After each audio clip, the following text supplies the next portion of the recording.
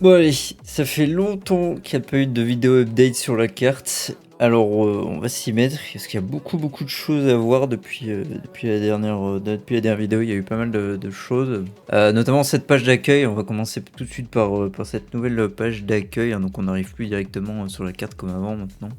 On a cette jolie page d'accueil avec tout ce qu'il faut pour la carte et le hub qui est tout autour de ça. Donc sur cette page d'accueil, nous avons quelques liens de la communauté, donc le Discord, la chaîne YouTube, ça c'est pour plus tard. Le projet source qui est sur GitHub pour mettre les bugs, les nouvelles features, etc. Donc ça passe tout sur GitHub.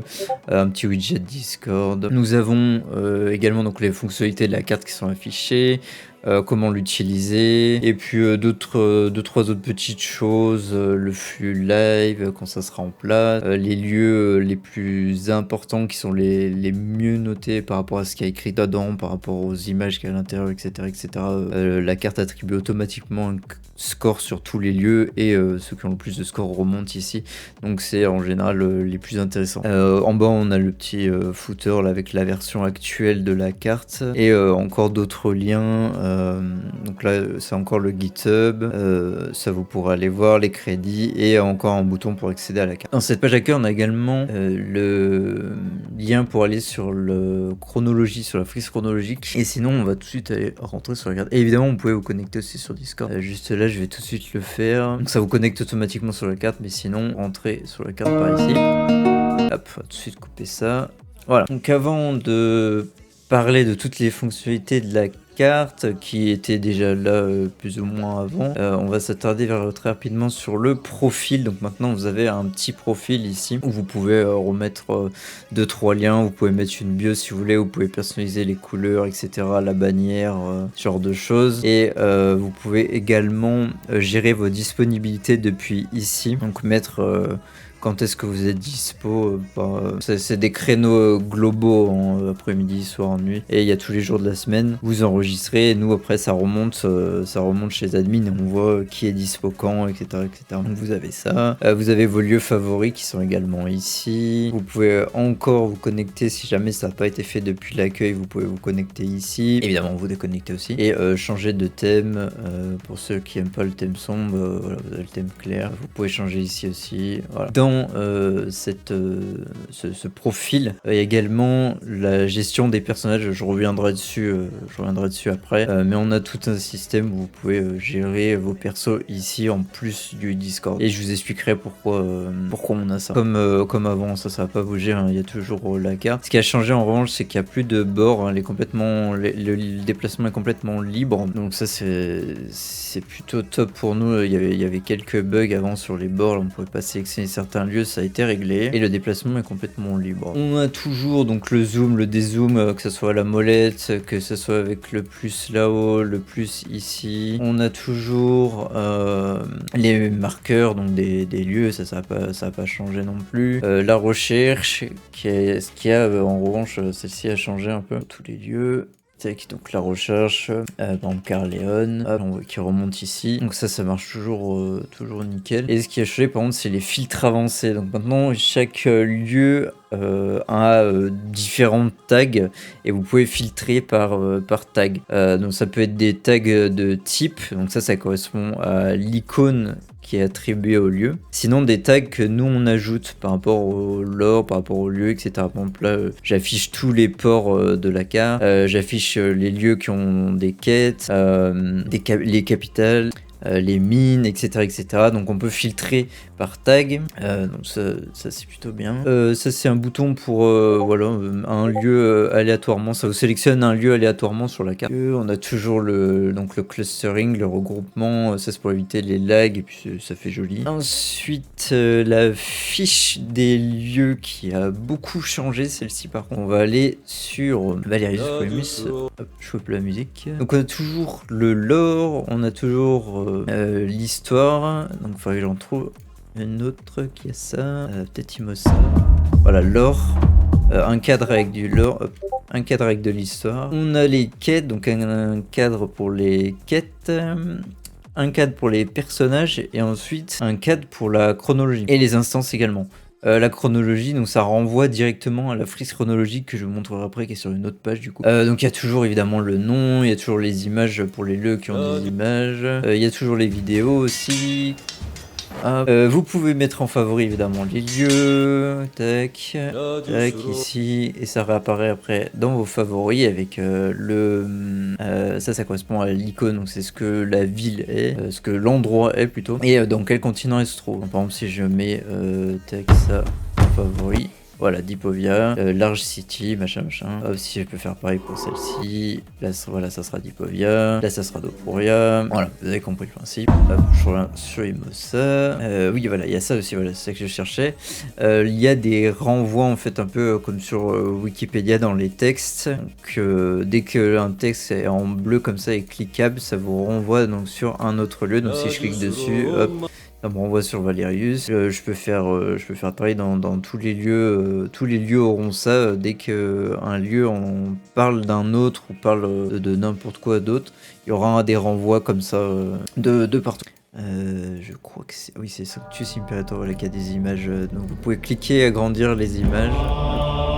Ensuite, donc je vais revenir sur les personnages très rapidement. Donc un peu comme sur Discord, mais en beaucoup plus simplifié, vous pouvez créer votre personnage. Et le but d'avoir son personnage sur la carte, il faut faire nouveau. Hop, moi je vais juste en faire un rapidement, on va l'appeler test, blablabla. J'ai pas d'avatar. Le but de créer ces personnages sur le site, en fait après c'est de pouvoir directement l'attribuer à un groupe et ensuite le groupe est placé sur la carte. Donc vous voyez en direct où se trouve votre personnage et dans quel groupe il appartient, avec qui, ou éventuellement quelles quêtes sont en cours, où est-ce qu'ils vont aller, etc. etc. Donc pour le moment c'est seulement les groupes qui sont sur la carte, mais plus tard n'importe quel personnage pourra l'être sur la carte, pourra apparaître sur la carte. On pourra le déposer. Là je peux vous montrer rapidement ce que ça donne avec un groupe. Admin groupe, test, la couleur on s'en fout. Voilà, placer, tac. Donc voilà, test est ici. Donc moi je reviens sur ma petite fiche de personnage là et je vais le mettre dans le groupe test. J'enregistre, je ferme et on voit bien que mon personnage donc test est dans le groupe avec l'utilisateur Dany, donc moi, et mon personnage se trouve ici. Et éventuellement s'il y a d'autres personnages qui sont pas les vôtres, mais ceux d'autres joueurs qui font partie de ce groupe là, et bon on les verra aussi ici dans ce groupe. Voilà, donc ça permet de placer un petit peu le personnage, de voir où est-ce que les groupes jouent, ce qu'ils font, etc., qui se trouve dedans. Voilà, donc ça je le supprimerai plus tard. Hop, je vais vous parler maintenant un petit peu de la barre d'outils qui est en bas. Ça j'en parlerai pas du flux en temps réel parce que c'est pas encore hyper au point. Pour le moment c'est pas très utile, donc ça je vais pas en parler. Par contre ça je peux en parler de cette barre d'outils. Donc évidemment vous avez un bouton pour reset, vous avez un bouton pour mettre en plein écran, là je le suis déjà. Vous avez un outil pour mesurer les distances, donc admettons de Valerius à Sanctus Imperator, voilà il y a 2943 km. En gros il calcule juste en fait le nombre de pixels qui est entre tel endroit et tel endroit, et il fait son calcul parce qu'il sait que tel pixel fait telle distance. Voilà, donc vous avez la distance. Voilà. Ça c'est pour obtenir les coordonnées d'un endroit. Mettons ici, voilà, vous avez le X et le Y. Vous avez les coordonnées, donc là c'est plus pour nous quand on place des lieux, etc. Ensuite, vous avez un bouton pour placer, un outil pour placer des annotations sur la carte. Là, je fais test, machin. Là c'est pour choisir la couleur. Là c'est pour savoir si l'annotation est publique, fait partie d'un groupe, ou si c'est privé. Donc là moi je l'ai mis en public et donc du coup ça apparaîtra sur la carte de tout le monde et il y aura cette petite annotation test, voilà, qui est juste ici. Donc, je vais la supprimer. Voilà. Ça c'est pour dessiner. Non, pardon, ça c'est la notation. Ça c'est pour dessiner sur la carte, c'est pour faire des routes en direct sur la carte, et ça c'est pas public, c'est seulement de votre côté du client. Hein. Voilà, vous pouvez dessiner des chemins, des routes, etc. Donc, dès que vous refreshez, normalement ça s'enlève. Hein. Hop, sinon vous pouvez effacer ici. Évidemment le bouton thème clair, thème sombre. Hop. Donc j'en parlais tout à l'heure de la frise chronologique. Donc on va tout de suite y aller depuis un des lieux justement. On va aller sur Valerius et on va cliquer donc sur la centrifugification. voir dans la chronologie. Ça nous emmène directement donc, sur la frise et ça nous met donc l'événement, là donc la sainte unification, avec la période, enfin le titre, la période, si c'est du lore qui a été écrit ou si c'est un événement de joueur. Et ensuite vous avez la description un peu plus longue avec les tags, avec le lieu qui est associé, etc. Et depuis la frise chronologique, vous pouvez revenir sur un lieu. Donc si vous faites l'inverse, que vous êtes à l'accueil, que vous allez dans chronologie et que vous lisez donc sur la frise les différents événements et vous voyez qu'il y a un lieu qui est associé, et ben vous pouvez depuis la frise chronologique aller sur ce lieu là. Voilà, ça marche dans les deux sens. Par exemple là sur Insurrection, voilà, on a Vardanis. Si je fais voir Vardanis sur la carte, ça me ramène sur la carte, ça m'emmène directement sur Vardanis avec tout le texte, etc.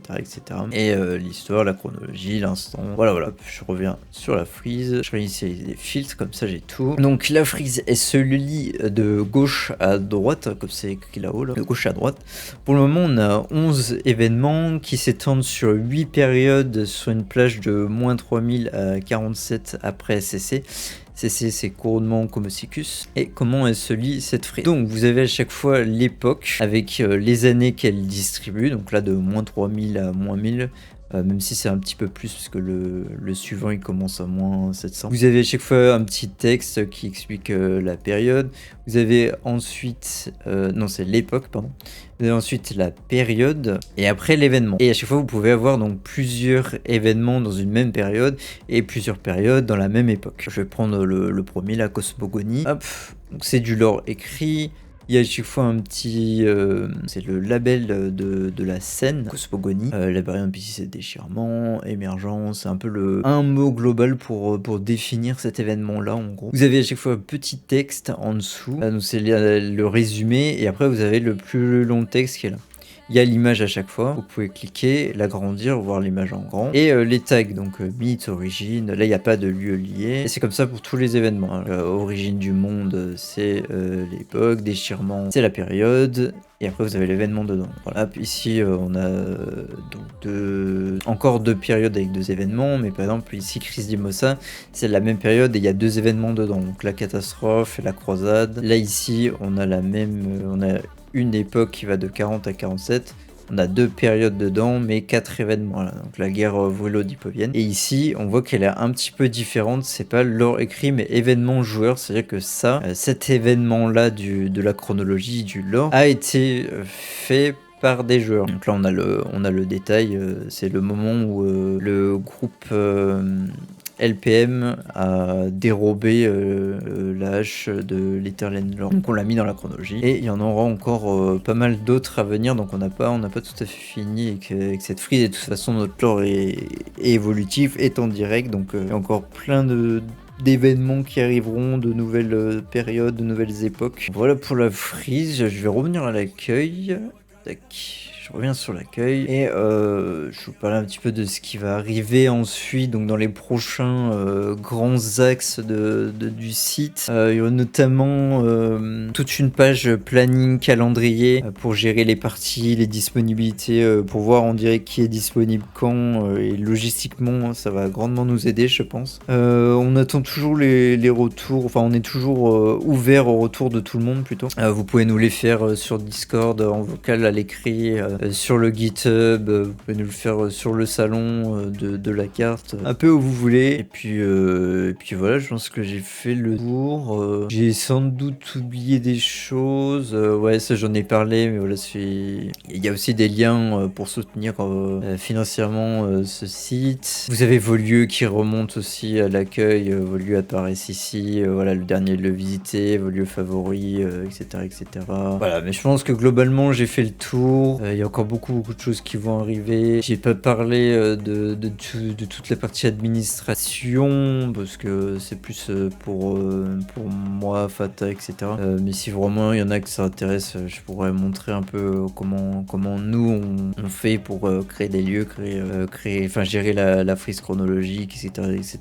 L'accueil, parce que tout est gérable depuis ici. Mais voilà, n'hésitez pas à nous donner vos retours si vous voyez des bugs. Oui, j'en ai pas parlé aussi, mais pour le moment le site ne gère pas très bien les téléphones. téléphone, tablette, etc. Pour le moment, ça ne gère pas très bien, mais c'est prévu. C'est prévu pour la suite qui est toute une gestion complète sur téléphone. Et de toute façon, depuis le GitHub, vous avez la roadmap. Donc vous pouvez voir ce qui a déjà été fait, donc l'accueil, la chronologie, ça c'est plus pour nous, l'amélioration de la description des lieux, ça c'est ce qui est prévu, donc planning, calendrier, tous ces points là qui n'ont pas encore été faits, plus tard on aura peut-être différentes cartes qui pourront se superposer, des marqueurs évolutifs, des quêtes interactives, etc., des événements temporaires, voilà, il y a encore plein de choses qui sont prévues, et là dans la roadmap il n'y a même pas la partie intégration complète téléphone, donc il y a encore beaucoup de choses à faire, mais pour le moment on est très satisfait de notre carte, de tout ce qu'elle intègre et de tout ce que ça nous permet de faire. Puis voilà, je pense que j'en ai suffisamment dit. Et bien je remercie tous ceux qui regarderont cette vidéo, et n'hésitez pas à aller vous balader sur la carte et à nous donner vos suggestions, vos retours, vos avis, etc. Allez, et ben je vous dis ciao, à la prochaine.